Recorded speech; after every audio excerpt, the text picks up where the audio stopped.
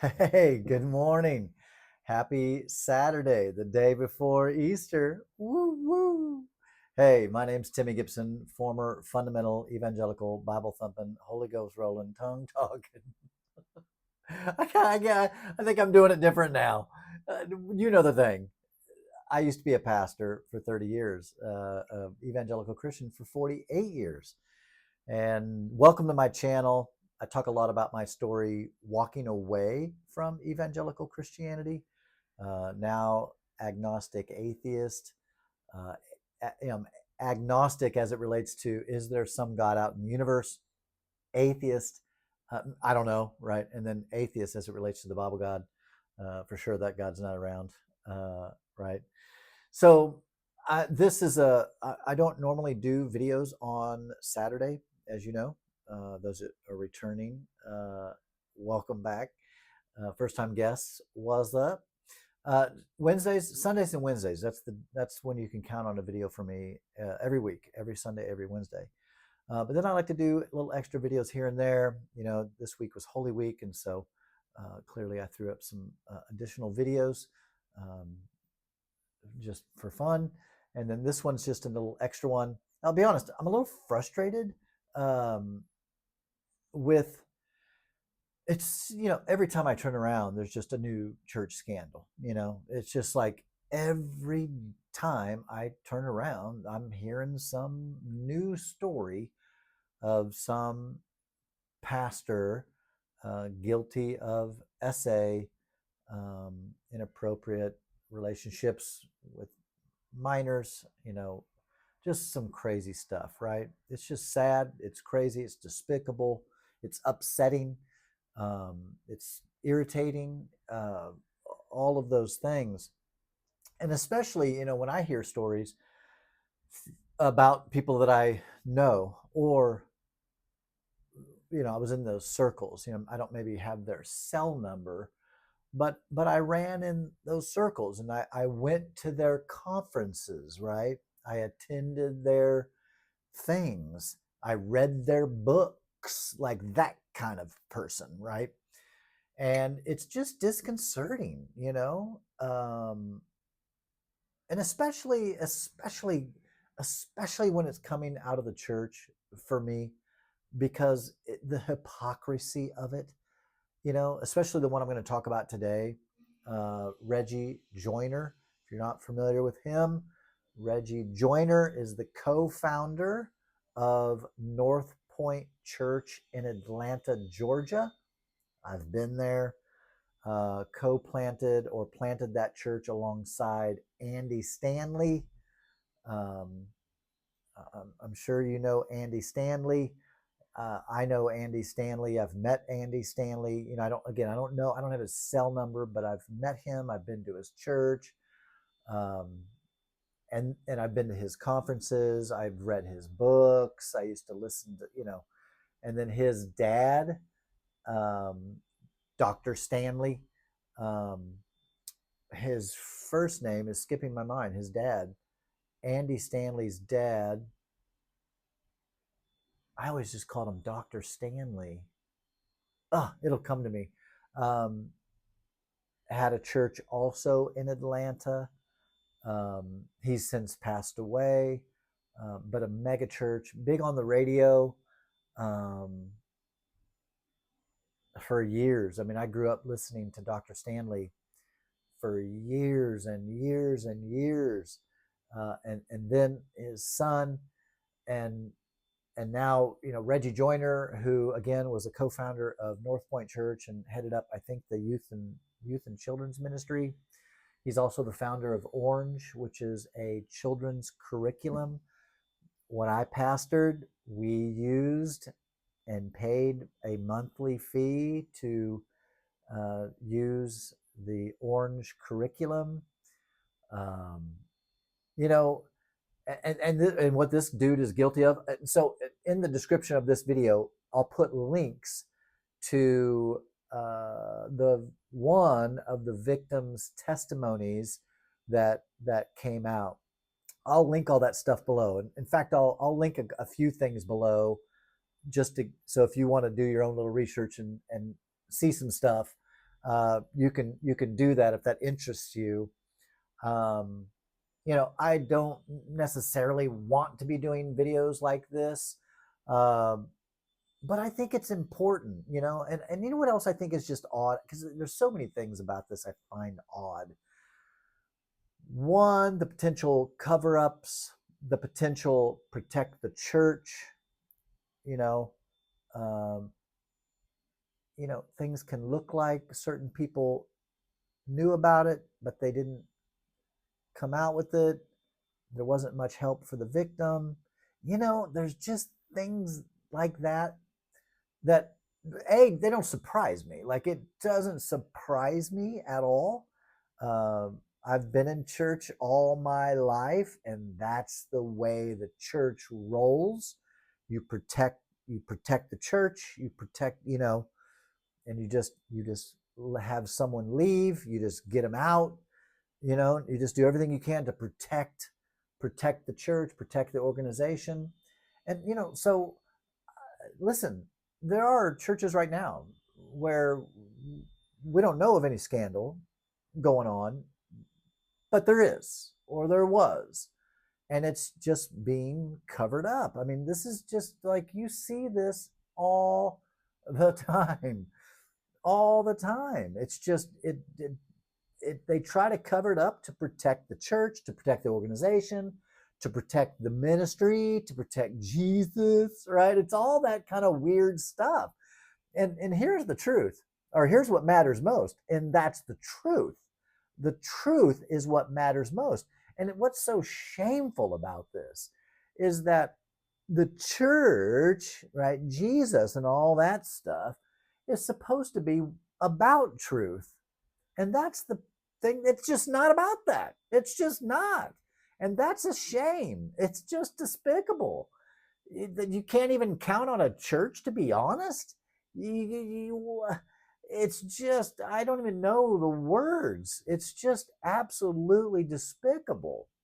So this Reggie Joyner, uh, preacher, pastor, guy, is running a curriculum, bringing in, I think, like $25 million a year through his curriculum, and some of the most, like 10,000 of the most successful churches in America use the Orange curriculum. I've been to Orange conferences. I've been to Catalyst conferences where Reggie Joyner was the speaker. And, it just makes you want to smack the guy across the face. Grooming people in his ministry. A 15-year-old girl who was groomed into SA. I mean, it's just despicable. And this dude is doing curriculum on how to raise your kids and how to be there for your teenagers. What? I don't even know what to say. I mean, it's just, it doesn't surprise me, but yet it's the hypocrisy of it. It's the utter, I just wonder, do people like this just not actually believe in God? Are they just completely 100% fake?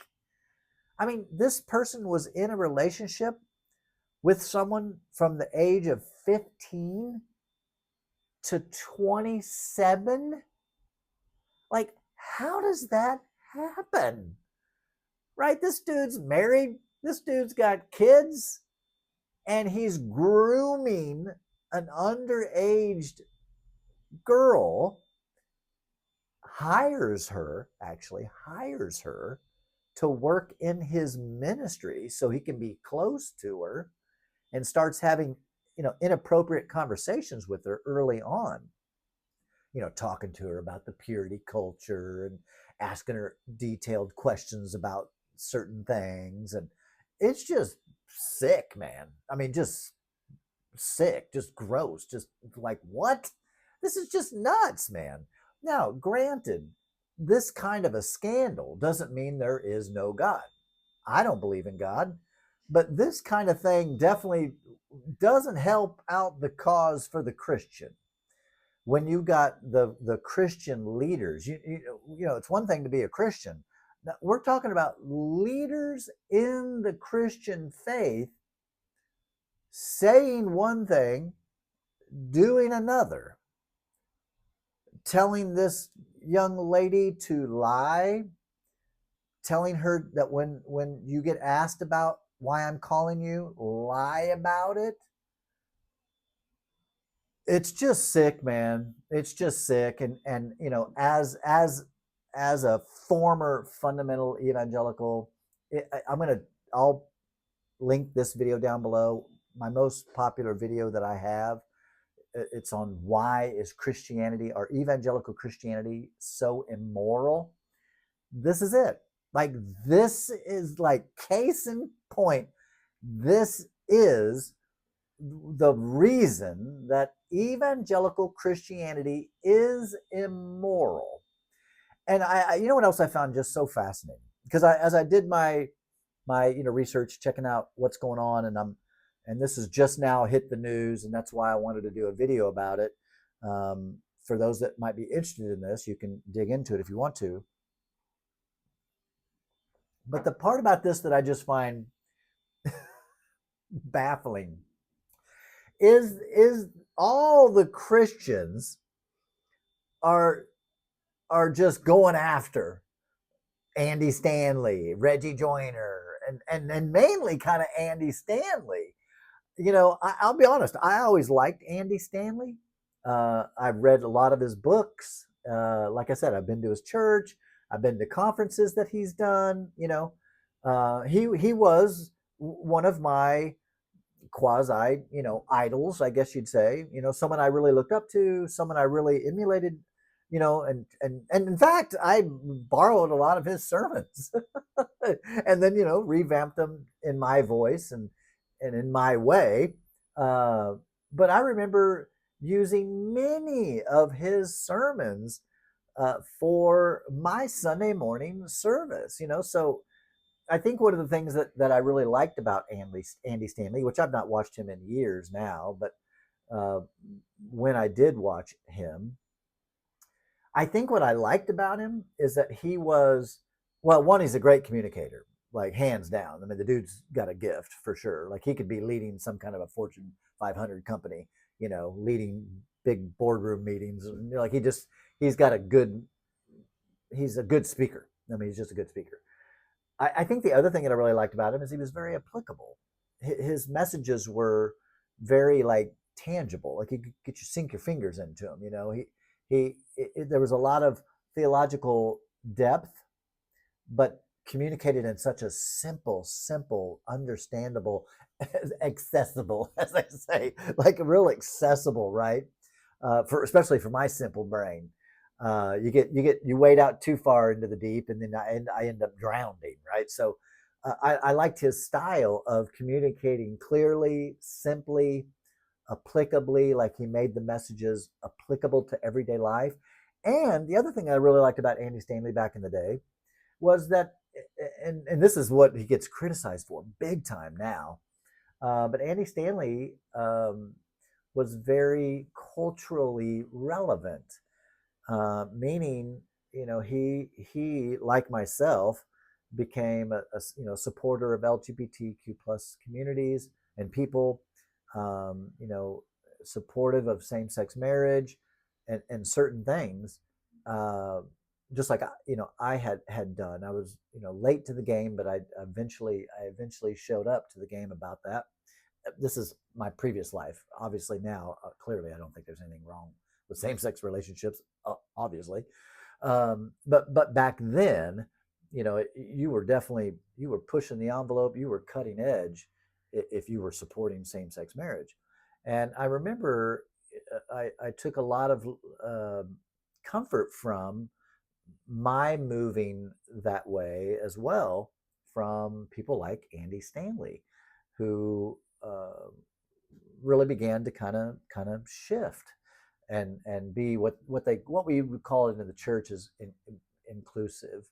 Um, I think that's what we would call it, is that, we're an affirming church. We're inclusive. We would use those kind of words to basically say we welcome gays is what that means. It's like some churches put a rainbow flag on there, which is the clear sign. It's safe. So I remember moving that way, and Andy Stanley talked a lot about it, and that's where he gets just ridiculed. And in fact, as I began to move that way, I got ridiculed a lot. And eventually, of course, I left it altogether and don't believe in any of that BS now.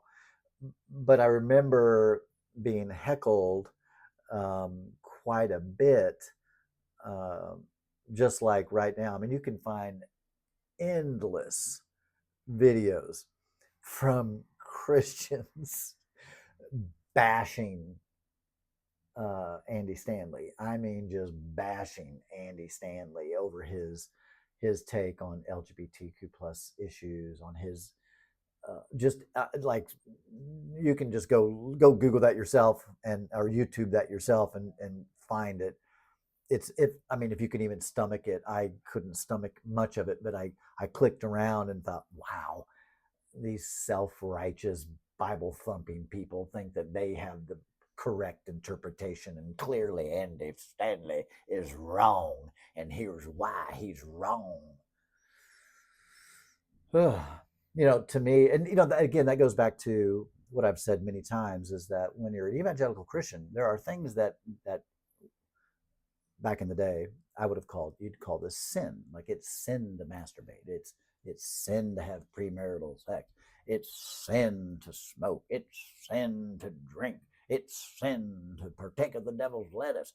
It's sin to look upon a woman in lust. It's sin to gamble. It's sin, it's like everything is a sin, right? And anytime, uh, as a pastor, you begin to be more reasonable and rational, and and say,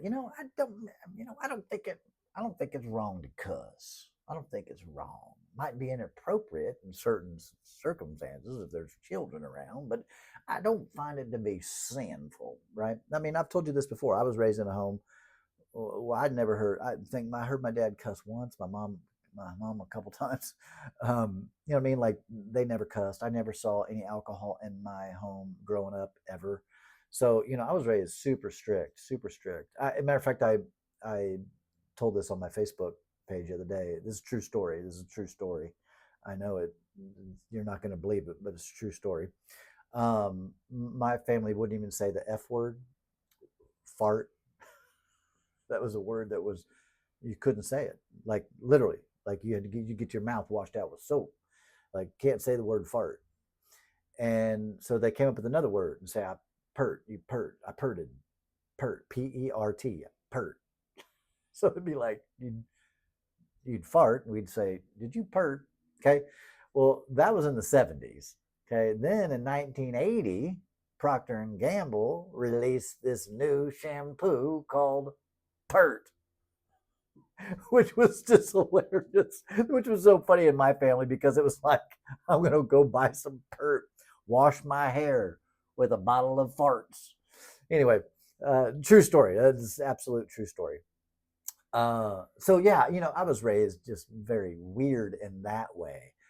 Things that I thought and was told were bad, um, weren't. And I'll do another video about some of the, like, um, the creation story and some of that stuff that I was taught that was absolutely true, and that anything that science said was a lie of the devil. So anyway, I'll do a separate video about that. So yeah, Reggie Joyner, predator, bad dude, guilty. I don't know where this case is going to go. I don't know what all's going to happen here. Um, but it's getting out there, and it's starting to make the rounds on the YouTubes. So when I heard about it, I thought, man, I got to let the folks that watch my channel, let them know about this. Like I said, I'll link in the description below the victim's testimony and some of the other videos that might be helpful for you to know about. If it interests you at all, it's gossip. I mean, it's news, but I think it's appropriate because I talk so much about hypocrisy and the immorality within the Christian church and what's so immoral even about the Christian religion overall, which I think is interesting because in the article that I'm going to post below from the victim, it's interesting because um, she says something to the effect of we talk about uh, forgiveness and grace. She said, but we must remember the most important thing. Firstly, is truth. And I was like, ooh, that's good. Because in the church, it's grace and, give someone grace, get mercy. No one's perfect, you know. Um, Everybody struggles with this and that. In other words, trying to downplay, which is what you see all the time. You see this all the time where they try to downplay it, they try to downplay it and trying to reframe things where it doesn't look as bad, you know. And Reggie Joyner came out and said I had some inappropriate relationships with an adult woman.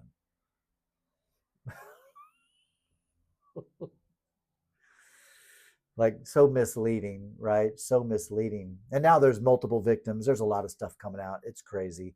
Wow, the sun just got bright. Uh, wow, that was interesting. So yeah, cuss and discuss below, like, subscribe, do all the stuff. Had you heard about this story? Were you familiar at all with Orange curriculum in your church? Yeah, I'm fascinated by this story. I'll be following it to find out more about it. I know there's a bunch of different scandals going on right now. There's like a bunch. Clearly, my channel's not about scandals. It's not about talking about scandals much at all, except whenever it's someone I've known or someone that my former life was a part of, right? Like I said, our church, we bought the Orange curriculum. We had that curriculum. And to find out that the founder of the Orange curriculum is you know, it's terrible, very terrible. So yeah, cuss and discuss below, like, share, do all the stuff. Like I said, I'll put the links down there for you. Last thing, on Facebook, I've got a deconstruction group. It's a great community. If you're going through deconstruction or you're agnostic atheist and would like to be a part of it, it's just simply called Timmy's Deconstruction Community. Would love to have you in the group. It's a bunch of fun. It's a bunch of fun. I mean, seriously, if you need support, if you want other people to talk to, laugh with and joke with and talk about these kinds of things with, it's a great place to do it. All right. Peace, everybody.